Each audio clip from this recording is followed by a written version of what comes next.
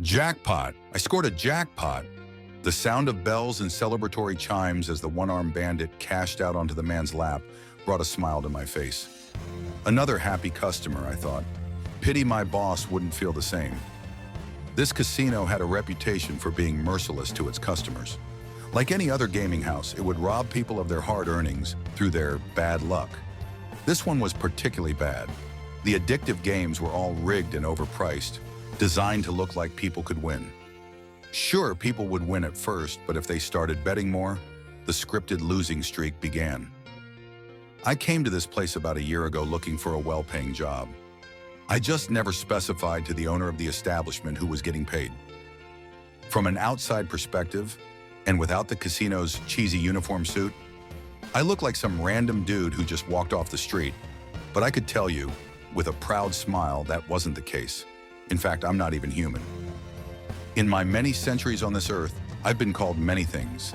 A genie, a lesser god, a fae, a benevolent spirit, to name a few. Maybe one is more accurate than the others. Maybe not. I'm not going to tell you. That would ruin the mystery. All you have to know is that with a single touch, I can turn any event in a person's favor. Can't find a job you're good at and pays well? A friendly pat on the shoulder and a Fortune 500 company will offer you a deal you can't refuse or mess up. Metal detecting at the beach? A casual brush as I walk by, and you're finding gold rings instead of bottle caps. Trying your luck on a slot machine in this rigged casino? One tap on the machine, and it'll spit out a guaranteed jackpot. It wasn't an immediate thing. After all my experience, I could control the timing. I touched a machine once in the morning, and the first or second person to use it in the afternoon got the good fortune. The best part? My boss has no way to figure out that I'm the one responsible for these events. I'm sneaky enough that he can't pin it on me. Some days I don't even do anything just to be sure. I showed up for work early like always and stopped by the slot machines first to ensure a big jackpot that afternoon. I headed to the roulette wheel to charm the ball into the chosen color once or twice. Stopped by the craps table to tweak the dice into lucky rollers. I even tapped a deck of cards at a poker table so one morning player won the entire lot. A guy who was clearly down on his luck hobbled in with a beer in one hand and a $20 bill in the other. Many folks like that came through the casino, and I usually didn't approach the first one. But the heart in this man's chest looked like it was on the verge of breaking in half, so I violated my own rule and walked up to him. "Why, hello, my fine sir," I said with the friendly demeanor required of a worker in the establishment. Mine was perhaps the only legit one in the place. "How are you this fine night?"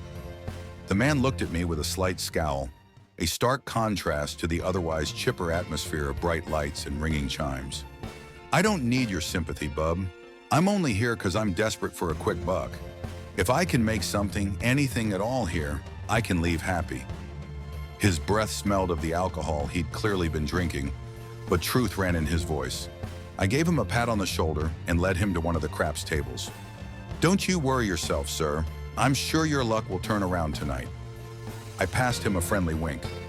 The man rolled his eyes and placed his only bill on the table. With the luck I'd just given him, he could walk away with double or triple that, and he was about to.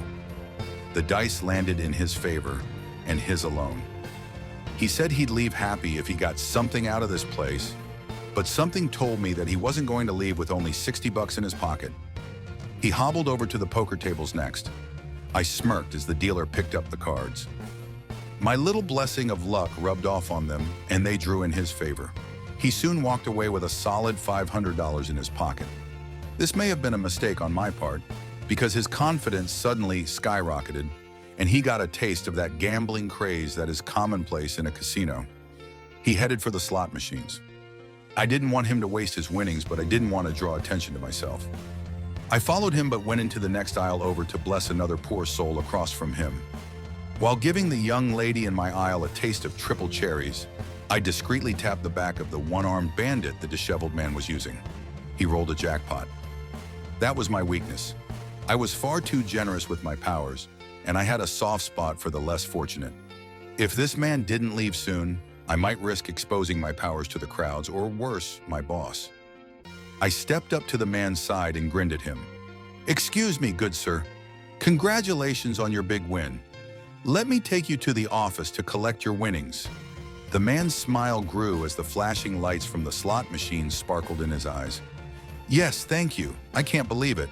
I led the lucky man to an office in the back of the building so he could claim his earnings.